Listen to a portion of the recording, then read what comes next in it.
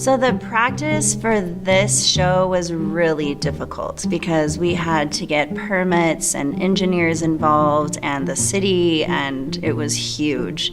So even just having permission to dance on the side of a building was a big feat. I cannot believe that we pulled that off. We're looking at pushing the envelope in all aspects, so in everything that we do, in the sense of maybe we want to push you to a different emotional barrier.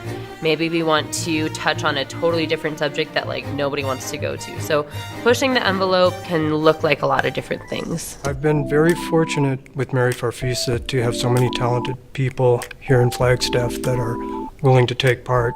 It's very important to me to use as many children in the show as possible. One of my heroes is Mr. Rogers, and he once said that the best thing you can do on a children's show is show kids adults doing something that they love. If kids can see the enthusiasm that we have for playing instruments or making silly voices or telling a crazy story, if that encourages any of them to go into the arts, I think that's extremely worthwhile.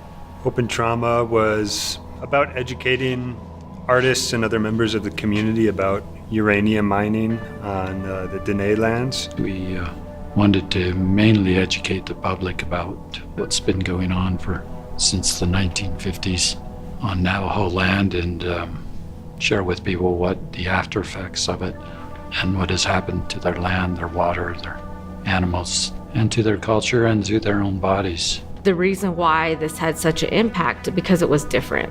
What happens a lot of the time is people go out to these communities and the community members start to feel like they're being studied. So as time went on, it really seemed like that we could use art and having the stories be told through the narratives and then translated by the artist into the art pieces that they made. My community and my family responded in a way that I was hoping they would.